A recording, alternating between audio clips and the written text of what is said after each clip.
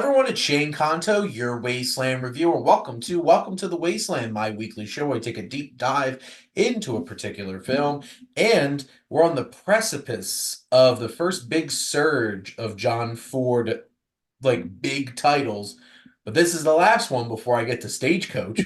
And that is Submarine Patrol. And joining me is my buddy, Mike Hilty. Mike, thank you so much for coming on. Shane, always good to see you. Thanks for allowing me to come on to talk about the movie before Stagecoach. And that is how this movie will be remembered. This was the Mhm. movie John Ford made before Stagecoach. So, which is crazy because the next month is going to be like big name movies, and then it's all World War II documentaries. Because then it's like he went to war, and then he came back and then made other big film. But this also has to do with war. But for those who have tuned into the show before, we're not ready for that yet. There are three segments on this show. We start off with coming attractions, and this is the last. It's the 23rd of February, but it's the last Friday of the month. So, and we're wrapping up February before March has a lot of big name movies. And not gonna lie, February is kind of disappointing for movies, but we'll get to those coming attractions. Were we expecting February to be any good? Were you holding out that Madam Web was actually going to be good? Because it's okay. No. The Okay. second they announced that, I'm like, bad. No. I'm like, Why? why? No, you know, January, I don't feel like was as bad as it could have been. And then I'm like, but then February was worse. And I'm like, is February the new January? I Hmm. guess we'll have to find out. But then we'll get into our feature film and then, of course, give you some recommendations. But this weekend is, like I mentioned, February 23rd. We do have a new faith-based film from Lionsgate coming out, Ordinary Angels, with Hilary Swank, who, good for her, still getting some leading roles after not getting any for a while. But there's only one movie that Mike and I are most excited about. And Mike, what is that film? Let's talk Drive Away Dolls. Well, what's the easy reason why this is my most anticipated? Well, it has a Cohen. So A, that's an easy answer for me. a Cohen, just one, singular. So, The funny one, mm, as they have now been differentiated, because it definitely seems like Joel is the more serious Cohen and Ethan is the fun Cohen. okay. And I saw this movie like a month ago, to be honest. But just based off the trailers, this looks like the zany craziness of intolerable cruelty and burn after reading. And it just seems like a crazy fun ride that's 83 minutes. Yeah, Just a lean movie. I saw that and was a little shocked. I thought that it was going to be 2 hours and 24 minutes because that's what movies are averaging nowadays. But 83 Actually, minutes, 83 minutes, I could, just comfortably go see that in an afternoon and still have time to do all the other stuff that I need to do around the house or anything like that. So I'm what's looking forward to crazy that. is I don't think the Coen brothers have made a film significantly over 2 hours. Like I feel like No Country might be like right around 2 hours, but most of their films are an hour and 40, hour 45, and we love it. It's like not every movie has to be 3.5 hours. And the That's Coens very are true. like, we don't got time for that. Uh, 90 minutes, we don't have that time for either for Driveway Dolls. It just seems like it has such a fun cast because Margaret Qualley and Geraldine Viswanathan, who I got to interview once. She's Oh, very nice. And Australian. Didn't see that coming. oh, Um, nice. they are both fantastic actors, and it looks like they're definitely having fun with this. And then you have a dash of Pedro Pascal, Coleman Domingo, Matt Damon. Um, it just this looks like a Coen Brothers movie, and I'm not going to say much because I have seen it, but even before, like this was one of my most anticipated movies of last year And before then they the punted it. was that a strike punt or was that It was a for strike other? punt. Yeah, and that's that's fine. I'm glad that they're releasing it now. We talked about this a little bit beforehand. I'm a little worried that it's not going to make a whole lot of money. Mhm. And if anything, if it doesn't get a good opening weekend, it's not like next week is going to help matters either because it's going to get swallowed up by Dune Part 2. If it even has screens next Right. weekend, because I have a sinking feeling. So like I'm seeing Dune in New York, and at least I get to be in New York, and I get to see Problemista, the new A24 film, the same day. But Mhm. like I have a sinking feeling there's going to be a lot of movies knocked out of theaters next weekend just because they need Dune room. They're going to put Dune on like every screen. I mean, if Dune is going to make them money, I mean, yeah, I'm perfectly comfortable with movie theaters. Like, do we really need three screens for Madam Web? Absolutely not. You need No. no screens from Madam Web. Well, Nobody and needs to watch that movie. but then also next week, isn't that the last chance for a lot of people to, well, because the Oscars will be the following weekend. Yeah, So yeah. I'm assuming a lot of places will be re-releasing Oscar movies so that they can watch it AMC is before the going to be weekend. doing the showcase, I think, next weekend. Mhm. So it's all Dune and Oscar movies, no room for anything else. And March is going to be kicking off with big wide releases every single week. So it's going to be hard for these smaller films to get there. And just everybody wait to find out how weird Drive Away Dolls is and how queer it is. Because it's like aggressively lesbian and aggressively weird. I think So that's, but I think that's one of the things that I'm actually looking forward to about the movie. I'm speaking about like mainstream audiences who Well, generally don't yeah. like really weird stuff. Oh, so the only way that this could deter mainstream audiences more is that if it was a musical. Huh? Correct. Huh? Huh? Yeah. Correct. Mm, And I can attest they are not hiding that this is a musical. It is indeed not a musical. there we go. But it is a wild ride. And hopefully people go check it out. But yeah, so that's Driveway Dolls. There are like they're re-releasing Les Mis this weekend, speaking of musicals.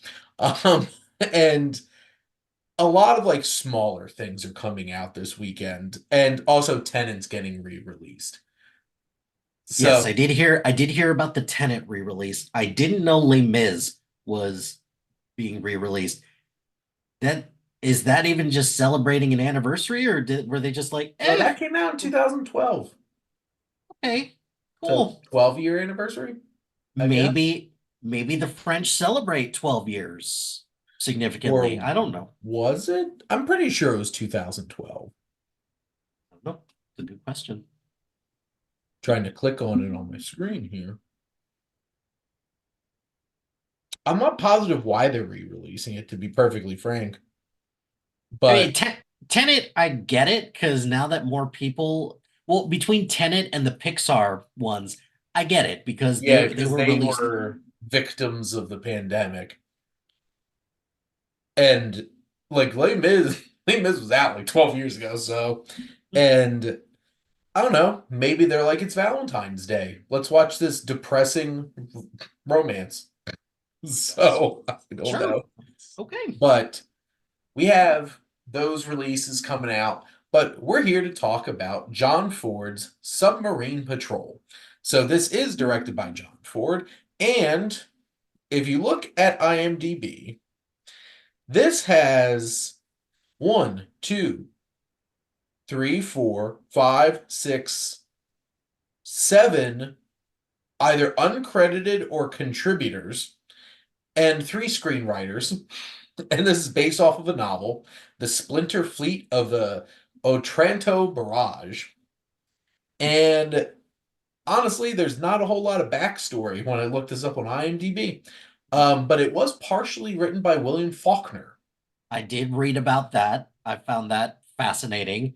Yep. I'm not much of a Faulkner fan. I didn't read a whole lot of him when I was in college as an English major, so I can attest if there was anything in the script that was like, oh, that's clearly Faulkner's style, or anything like that. I just didn't know that he really got into screenplays or anything like that. So good for him for branching out. Interesting. And this film is from 20th Century Fox Pictures. Daryl F. Zanuck, producer. So this is from that Fox era of John Ford, 1938, starring Richard Green, Nancy Kelly, and interesting, you got like John Carradine and Ward Bond and Elisha Cook Jr., who were all kind of like mainstays of John Ford films. And basically, we have a whole ragtag crew as a naval officer is demoted for negligence and put in command of a rundown submarine chaser with a motley crew. We have a little bit of romance. We have a whole bunch of dirty dozen of Mm. naval guys on a submarine chaser, and we have some big action. But Mike, what are your general thoughts on Submarine Patrol? So I did enjoy this one. Hmm. It was pretty good. The thing that I took away from it is that the action scene at the end was actually very well done. It went For hard. it definitely went there. And the things that stuck out to me was just the way that it was shot and the sound as Mhm. well. The sound was really strong. And I would have assumed that in the theater that that had to have been kind of terrifying to watch because it felt loud when I watched it. Mhm. And just like in considering the time as well, when we are like right at the cusp of World War II starting to break out, like it's a year away. Mhm. So there had to be something in there that felt like, oh, this felt a little predictive, but I thought it was an interesting story. I'm wondering a little bit. It's like, did McHale's Navy or take a little bit from something like this? Because this is a weird group of Navy officers to put together. And the one thing that I will say about this, the love story felt a little weird to put in here, but you know, it's not like it was enough to detract from Mhm. me enjoying what was going on. It's one of those kinds of things like one, John Ford obviously had a great eye for action. And he showed time and time again that he knew he's a fantastic technical director, really knew how to sell that action, and that action sequence at the end of this film really rose to the occasion, was the big highlight of the film. And John Ford knows where to put the camera, knows how to capture the action. You're dealing with the ocean and boats, and that's tricky. That's tricky today. It was even trickier back in 1938 when you're making a Right. film like this. The crew are a lot of fun. Oh Like yeah. the Ward Bonds, the Elijah Cook Jr.'s, like there's enough characters here that have fun personalities to make this an interesting group of people to watch. And as in a lot of these John Ford films, love story is kind of like the weak part. And I just felt like at this point in cinema, it was an obligatory thing. Like, well, you gotta have romance, gotta put some women in the seats to watch our submarine patrol movie. Well, then also could it be also that this was just kind of like an interesting time for Hollywood? Like, yeah, let's give our main star something else to do besides, you know, the initial thing that we're doing. So combination of maybe what you're talking about, we gotta get the ladies in the seats, and then also the main star is like, I get to be with the dame. Yeah. Okay, And cool. they said it exactly like that because this is 1938. Mhm. Come to the cinema and see John Ford's new film. It's 1938 and it's Submarine Patrol. And that's basically the vibe this movie gives off. Oh yeah, Because like absolutely. jump ahead 30 years when you get stuff like The Dirty Dozen, they didn't need to randomly throw a love story in for any of those characters. You were fine just being them, a ragtag bunch of dudes doing some stuff for their country, whether they wanted to or not. Well, And that and I think that's the key thing with this. That was the story that I was definitely more interested in is the progression that you have with our main character, Perry, who Mhm.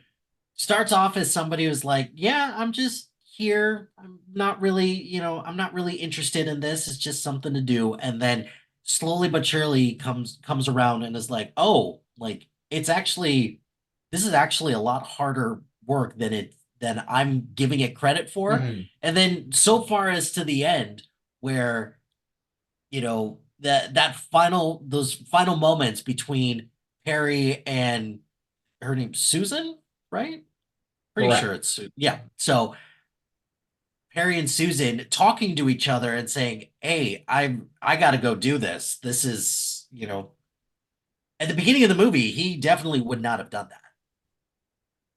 Absolutely. And, they come together, they step up, they do this all together, and it's a thrilling ride. It's a fun ride up to that point. They have some decent humor. A lot of it, it's like of the time kind of like humor that you would expect from a film from the 1930s. But I can say this is one of the least problematic John Fords that I've watched, movies I've watched so far. So it's just like, men being men in the Navy and blowing stuff up at the end. Yeah, So there yeah. wasn't any like extremely outward, like awkward racism. There weren't any like very consistent or obvious like racial caricatures. I'm like, okay, John Ford, not all of your films had to be extremely dated and problematic. Because like I've been drained a bit lately Yeah. watching some of these films and just being like, oh my God, how many more Confederacy sympathizing films can I possibly watch? Well, that's exactly why I picked this one. I just got a feeling from when you sent out the list. It's like, you know what? I think Submarine Patrol is going to be the one that, you know, I think this one's going to be just fine. Yeah, they're not fighting for the Confederacy. They have submarines in this one. That's definitely at least like 1930s. Exactly. Yeah. So I do have to say, like, this has such a big cast of character actors, and I would like to shout out Mr. Slim Somerville for having the best name of any of these actors. You have the legendary John Carradine of the generational Carradine family in Hollywood. It's just they got a good group of actors. I do want to continue my look. There was a Ward Bond sighting.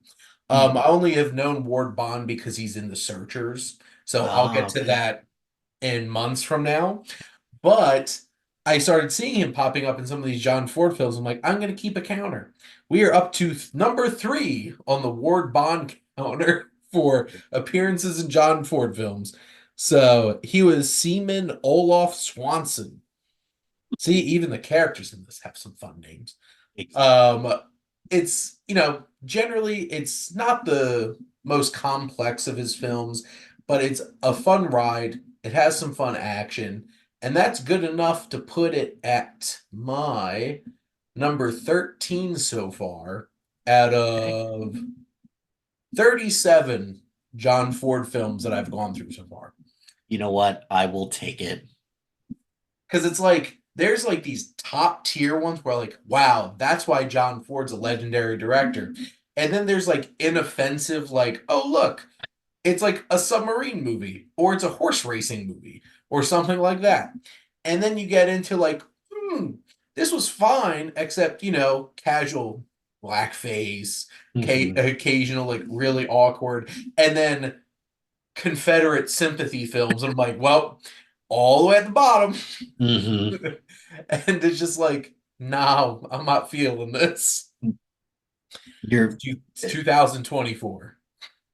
yeah, it's But it's it's time to let that stuff go, right? but I'm going to blow your mind right now because the Civil War was closer to this film than us today. You just had to do it, didn't you? Thank you for Well, that. that's the weird thing, though. That it's like, why are these like Confederate sympathy films? I'm like, wait a minute, wait a Yeah, minute, yeah. and that's a context of film. And I'm looking forward to jumping in, which our buddy Heath will be joining me for the next episode on Stagecoach, and we're gonna have young Mr. Lincoln. We're gonna have um The Grapes of Wrath, Long Voyage Home, before How Green Was My Valley, before we jump into a whole bunch of war films. Like actual war films, not like war films like this, like actual documentaries of the US kicking ass Mhm. over in World War II. So it'll be an interesting dive into that. But Mike, do you have any other thoughts on Submarine Patrol?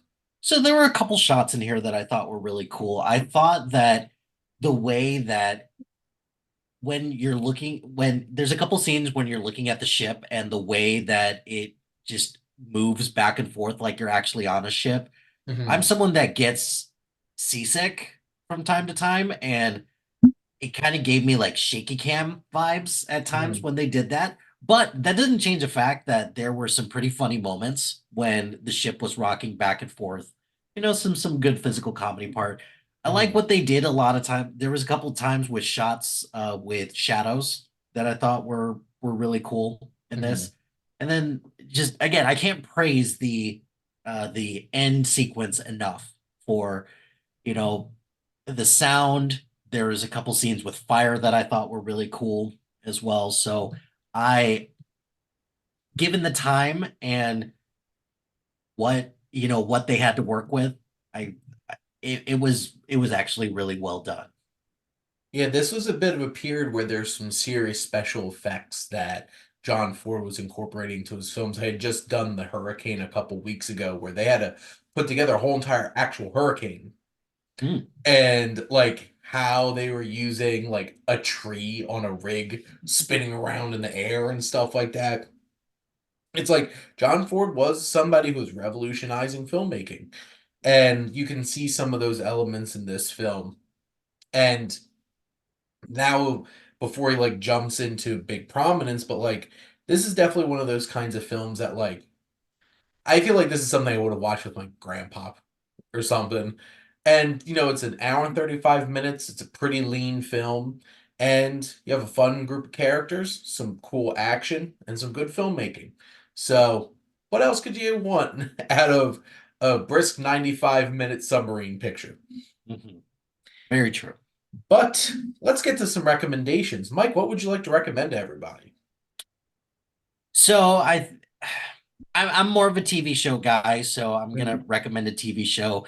And this has been kind of an interesting month for TV because I think everyone's waiting, or everyone has been waiting for Avatar to come out. I haven't started it yet, so looking forward to that. But I guess this is a good time for me to talk about Percy Jackson and the Mhm. Olympians. So I had never, or it's been a long time since I've read the book, and the movies I didn't dislike. They're perfectly fine for what they needed to be. Nothing memorable about it. It's not like I'm looking forward to watching them with my kids or anything like that. This one I enjoyed a lot. I thought the cast was great. I thought some of the cameos and some of the people that they had as the gods were really great. Mhm. Um, it's giving me hope that, hey, if you can make this enjoyable for all the episodes that they put out, and if Disney, was able to do this, maybe it gives me a little bit of hope that Warner Brothers can pull off a Harry Potter series and make it engaging enough. And I'm hopefully going to enjoy that. But there was a lot about this that I really enjoyed. I thought the effects were pretty good. I thought the story was a lot of fun. I mean, for me also, I think my two of my favorite cameos or the characters that came up. So the first one was the actor that they got to play Zeus. I'm not going to spoil it, but it was just very good to Mhm. see him again. And then the other one is the person that they got to play the God of War. I thought it was very appropriate and a good choice for Mhm. that. So Oh, Percy Jackson. we're not gonna talk about. I feel like we could talk about who plays Ares because like they put him in the marketing a lot. Right. It's Oh, I was about to say it's Edge. It's not Edge anymore. It's Adam Copeland. Stop Which it. Stop it. It's Edge. Like even for me as somebody who doesn't know wrestling that well, even I was like, "Oh, it's Edge. I yeah, I know I know him. That's awesome." I thought he did a good job too. I I I, I would definitely have to agree. I thought he did a good job with it, and what the hell is it? What is it? Toby Stevens? I'm trying. Yeah, who was in Die Another Day, the main villain from the Bond film, who's in this and doesn't have a lot of screen time, but like he has some really good moments. Mhm. But and of course you have like I don't know how I felt about Lin-Manuel Miranda's As Hermes. for me, yeah, that was a bit of an odd choice, but the who's the guy that they got to play Hades? Oh, what Jay Duplass? Yeah. So he Jay Duplass was in the second season of Industry as just this Mhm. ruthless venture capitalist. And like, okay, yeah, I see it. I definitely see it because believe it or not, he's much worse in Industry season 2 as opposed Mhm. to him as, the god of the underworld, stirring shit up all the time. I have a soft spot for Steve Coogan. And it was funny that they had him play Hades in the film. But like Hades isn't in this as much. Like No, not in it no. very much at all. But I think Walker Scobell Oh yeah, he was uh pretty great as Percy. yep. And I I still don't know how I feel about Annabeth necessarily, but Mhm. like I Walker Scobell definitely is going to be a star. I thought he was going to be a star when I watched the Adam Project, and I'm like, this kid has He charisma. he's got it. I don't know what it is, but he's got it. So I was a huge Percy Jackson fan growing up. I have all the books. They're some of my favorite books from when I was growing up, and I'm really looking forward to seeing what they do with the rest of them. Um, Here's to hoping that they could channel this into Chronicles of Narnia too on Netflix and, finish the story. See, more wrestling references. We need to finish the story because we never got there with Percy Jackson in film form. We never got there in Chronicles of Narnia in film form. Maybe in TV show world, they'll actually get to the end. I So we'll mean, see. look, if they can get through all of the his Dark Material movies or book, his Dark Material books in three Yeah. seasons, they got through it. I'm sure it probably didn't get the highest ratings, but I still enjoyed them all. And I think if they can do that with that, then come on, let's lock it up. Let's give this enough of a chance. And let's acknowledge how amazing that theme song was for his Dark Materials. But to be fair, it was HBO. Yes. So they go hard. Yes, they do. Now, it's been a little while since I recorded one of these episodes. I think this is like literally the furthest away I could have like recordings doing this week to week. So I've definitely watched a lot since then. So I definitely do have my three standard recommendations. So a new film that I watched that I wanted to recommend is The Taste of Things. Mm. So Anatomy of a Fall was not nominated as the shortlist by France, but this was, and this has the most gorgeous, beautiful food you'll ever Mm. see in a movie. The first like 20 minutes is almost just cooking, Oh, nice. and it is mesmerizing. Mm. And I'm going to go as far as to say this film is very erotic and very passionate through its use of food, as we have this like food connoisseur, rich guy who's had the same cook for 20 years. And their relationship evolves throughout this film. And I forget the actor who plays the main character, but Juliette Binoche, she's amazing. And also, this movie has one of the most amazing edits I've ever seen in a film between a peeled cooked pear and another pear-shaped thing that I'm not going to spoil. Um, but it's worth it. Um, it's like this film was just beautiful and exquisite, and I was really impressed by it.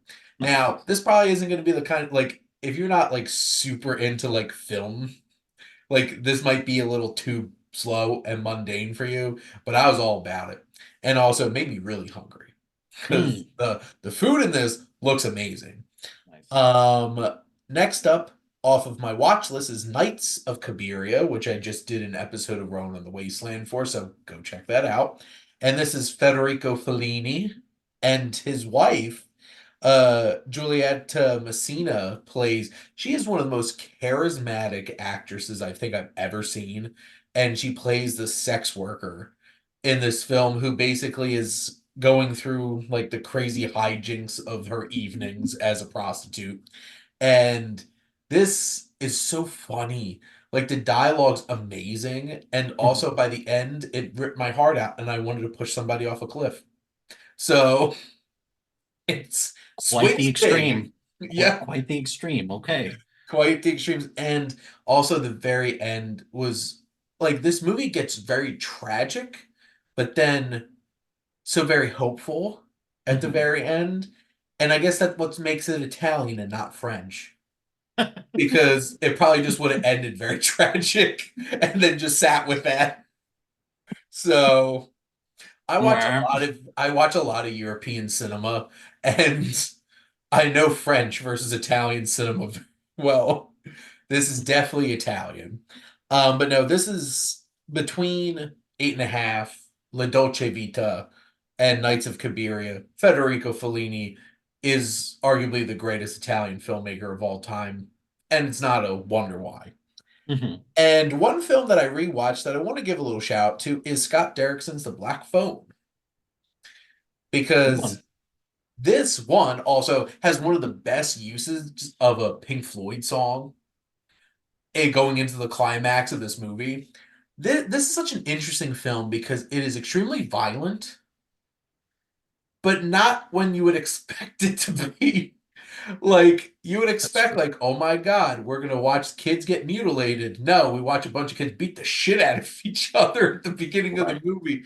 Right. The sister in this is one of my favorite characters in a horror movie. Mm. She is so sassy. The way she just drops the F bomb on God and Oh, yeah. Jesus specifically is so hilarious.